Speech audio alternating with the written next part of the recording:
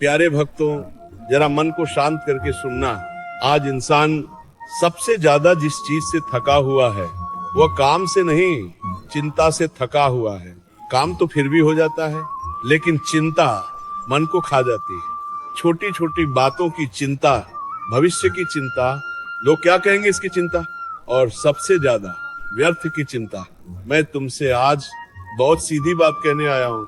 जो होना है वह होकर रहेगा, और जो नहीं होना है उसके लिए तुम चाहे जितनी चिंता कर लो वह नहीं होगा। तो फिर पूछो अपने मन से, इतनी चिंता क्यों? चिंता समस्या का समाधान नहीं है। चिंता विश्वास की कमी का नाम है। जब इंसान ईश्वर पर, जीवन पर और अपने भीतर की शक्ति पर भरोसा खो देता है, तब चिंता जन्म लेती है। लेकिन प्यारे भक्तों, जिस दिन तुम ये समझ गए कि तुम्हारा जीवन किसी और की नहीं, ईश्वर के हाथ में है, उस दिन चिंता अपने आप ढीली पड़ जाएगी। आज की ये बात कोई उपदेश नहीं है, ये एक सहारा है। अगर तुम्हारा मन बार बार भटकता है, अगर रात को नींद नहीं आती, अगर भीतर डर बैठा है, तो आज की ये बात ध्यान से सुनना। क्योंकि जब मन समझ जाता है तो जीवन अपने आप सही दिशा में चलने लगता है। अब ध्यान से सुनो, क्योंकि आगे चिंता को छोड़ने का बहुत सरल मार्ग तुम्हारे सामने आने वाला है। प्यारे भक्तों, अब जरा इस बात को समझो। इंसान की ज्यादातर चिंताएं वर्तमान की नहीं होती, वे भविष्य की कल्पनाएं होती हैं। जो अभी हुआ ही नहीं, जिसका कोई अस्तित्व ही नहीं, उसी को मन बार बार जीता है, और इसी को हम चिंता कह देते हैं। चिंता का अर्थ है ऐसी पीड़ा सहना जिसकी अभी कोई आवश्यकता नहीं। चिंता क्यों जन्म लेती है? चिंता तब आती है जब मन अपने ऊपर से भरोसा और ईश्वर पर से विश्वास हटा लेता है। जब इंसान ये सोचने लगता है सब कुछ मुझे ही संभालना है, तभी चिंता जन्म लेती है। लेकिन प्यारे भक्तों, ये संसार सिर्फ तुम्हारे भरोसे नहीं चल रहा। ये सूर्य तुम्हारी चिंता से नहीं उगता, ये सांस तुम्हारी योजना से नहीं चलती। फिर जीवन का बोझ तुम अकेले क्यों उठाना चाहते हो? व्यर्थ की चिंता क्या है? व्यर्थ की चिंता वह है जिससे ना समस्या हल होती है, ना मन शांत होता है। बस ऊर्जा नष्ट होती है और भीतर का संतुलन बिगड़ता है। तुमने देखा होगा, जितना ज्यादा चिंता करते हो उतना समाधान दूर होता जाता है, क्योंकि समाधान शांत मन में आता है, घबराए हुए मन में नहीं। संत क्या कहते हैं? संत कहते हैं जो समय में है वही करो, जो समय में नहीं है उसकी चिंता छोड़ दो। कल की चिंता आज मत उठाओ, क्योंकि कल अपने साथ अपना समाधान भी लाएगा। ईश्वर पर छोड़ने का अर्थ, ईश्वर पर छोड़ने का मतलब आलसी हो जाना नहीं है। ईश्वर पर छोड़ने का मतलब है पूरा प्रयास करो और परिणाम की चिंता छोड़ दो।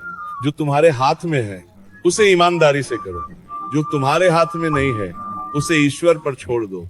यहीं से मन हल्का होना शुरू होता है। चिंता छोड़ने का पहला कदम, प्यारे भक्तों, जब भी मन चिंता की ओर भागे, तुरंत अपने आप से पूछो, क्या ये चिंता मेरे काम की है? अगर जवाब नहीं है तो समझ लो ये व्यर्थ है, और व्यर्थ बोझ ढोने की कोई आवश्यकता नहीं। जीवन की सच्चाई, जीवन कभी भी पूरी तरह हमारे अनुसार नहीं चलता, लेकिन जीवन हमारे विरोध में भी नहीं चलता।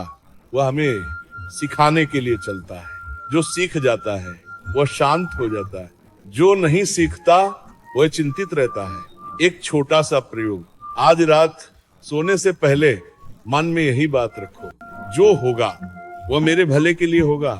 ये वाक्य बहुत साधारण लगता है, लेकिन इसका असर बहुत गहरा होता है। आगे क्या समझना है? अभी तो तुमने ये समझा कि चिंता क्यों व्यर्थ है। अगली बात और भी जरूरी है। चिंता आए तो उसे तुरंत कैसे रोका जाए, मन को स्थिर कैसे रखा जाए। प्यारे भक्तों, आगे की बात ध्यान से सुननी होगी। प्यारे भक्तों, अब ये समझना बहुत जरूरी है कि जब चिंता आती है तो उसे रोका कैसे जाए, क्योंकि चिंता बाहर से नहीं आती, वो विचार बनकर आती है, और विचार को विचार से ही रोका जा सकता है। चिंता को रोकने का पहला उपाय, जैसे ही चिंता आए उसी क्षण अपने आप से कहो, ये विचार अभी मेरे काम का नहीं है। बस इतना कहना है, लड़ना नहीं है, दबाना नहीं है, केवल पहचान लेना है कि ये व्यर्थ का विचार है। जब तुम पहचान लेते हो तो विचार की शक्ति अपने आप कम हो जाती है। मन को काम दो। खाली मन चिंता का घर होता है। जब मन खाली होता है तो वह भविष्य में भटकता है या अतीत में उलझता है। इसीलिए संत कहते हैं, मन को सही काम में लगाओ। कुछ पढ़ लो, कुछ लिख लो, नाम स्मरण कर लो या किसी की मदद कर लो। मन जब सेवा में लगता है तो चिंता भाग जाती है। सांस का सहारा। प्यारे भक्तों, जब चिंता बहुत ज्यादा हो तो केवल अपनी सांस पर ध्यान दो। धीरे धीरे सांस लो और छोड़ो। सांस वर्तमान में होती है और चिंता भविष्य में। जब तुम सांस पर आते हो तो चिंता अपने आप कमजोर पड़ जाती है। ईश्वर को याद करना, चिंता तब बढ़ती है जब मन अकेला महसूस करता है और ईश्वर का स्मरण इस अकेलेपन को तोड़ देता है। कोई लंबा मंत्र नहीं चाहिए, बस इतना कहना काफी है, हे प्रभु आप साथ हैं। इतना कहकर मन को छोड़ दो।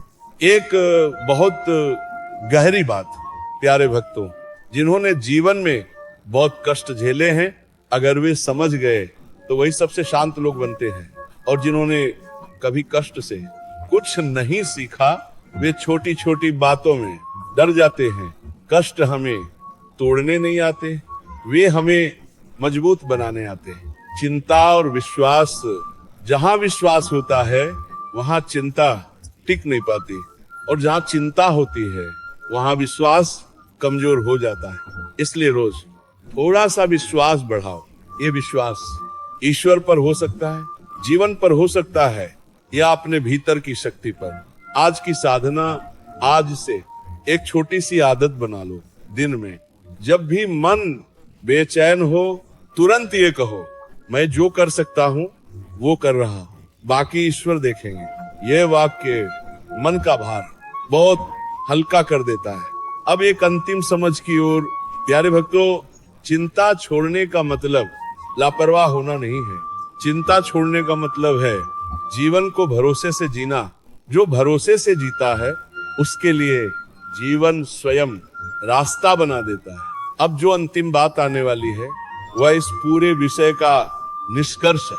कब चिंता करना ठीक है और कब छोड़ देना चाहिए, ये समझ जीवन को संतुलित बना देती है।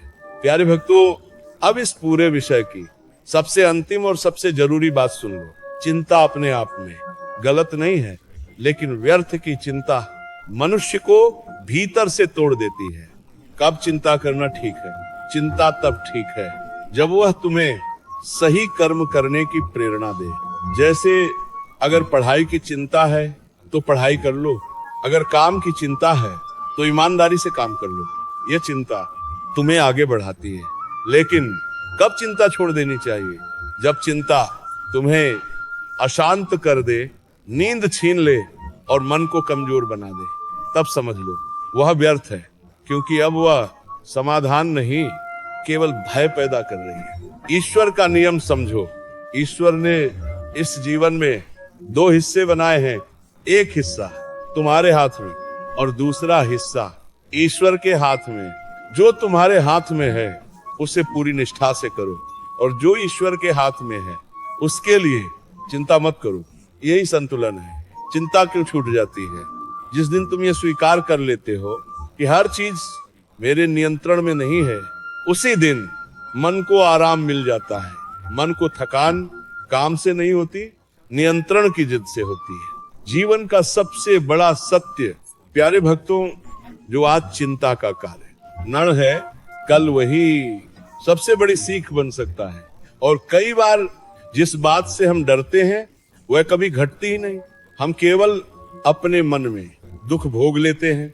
आज से क्या करना है? बहुत सरल है। हर दिन अपने मन से यह कहना, मैं अपना कर्तव्य निभा रहा हूँ, बाकी ईश्वर देखेंगे।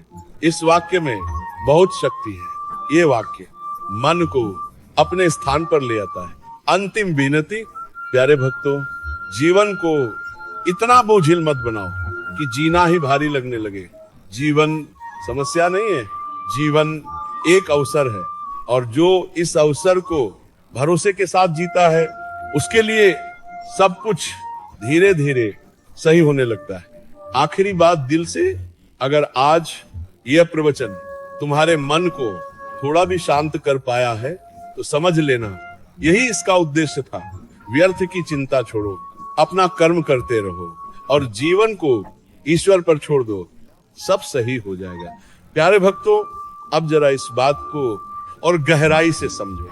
इंसान की चिंता अक्सर समस्या से नहीं होती, सोच से होती है। एक ही परिस्थिति में एक व्यक्ति शांत रहता है और दूसरा टूट जाता है। क्यों? क्योंकि दोनों की सोच अलग होती है।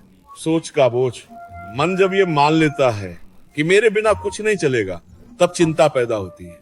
लेकिन सत्य ये है, यह संसार तुमसे पहले भी चल रहा था और तुम्हारे बाद भी चलेगा, तो फिर इतना भार अपने सिर पर क्यों? चिंता अहंकार से भी जन्म लेती है। ये बात कड़वी लग सकती है, लेकिन सत्य है। कभी कभी चिंता अहंकार से आती है, अगर मैं नहीं करूंगा तो सब बिगड़ जाएगा। यह भाव मन को थका देता है। ईश्वर कहते हैं तुम निमित्त बनो, कर्ता मत बनो। जब तुम अपने आप को निमित्त मान लेते हो तो चिंता ढीली पड़ जाती है। वर्तमान में रहना सीखो। चिंता हमेशा भविष्य में होती है, लेकिन जीवन हमेशा वर्तमान में चलता है। जो अभी सामने है उसे पूरे मन से करो, जो अभी सामने नहीं है उसके लिए मन को मत दौड़ाओ। संत कहते हैं आज का दिन आज के लिए है। तुलना भी चिंता को बढ़ाती है। दूसरों की जिंदगी देखकर अपने जीवन को तौलना चिंता को बुलाना है। हर व्यक्ति का मार्ग अलग है, हर व्यक्ति की गति अलग है। जिस दिन तुम तुलना छोड़ दोगे उस दिन चिंता आधी रह जाएगी। एक बहुत सरल अभ्यास। प्यारे भक्तों, आज से एक बात करना, जब भी मन बेचैन हो जाए अपने आप से पूछना, इस क्षण मैं सुरक्षित हूं या नहीं? अक्सर जवाब होगा हाँ, मैं सुरक्षित हूं। यही उत्तर मन को वर्तमान में ले आता है। ईश्वर की सबसे बड़ी कृपा, ईश्वर ने हमें भविष्य नहीं दिया, उन्होंने आज दिया है, और आज में सब कुछ संभव है। कल के लिए तुम आज को मत खो। एक आखिरी समझ, चिंता तुम्हारी रक्षा के लिए नहीं आती, वह तुम्हें डर में रखने आती है। और डर में रहकर कोई भी व्यक्ति सही निर्णय नहीं ले सकता। शांत मन सबसे बड़ा धन है, और ये धन ईश्वर हर किसी को देता है जो उसे स्वीकार कर ले।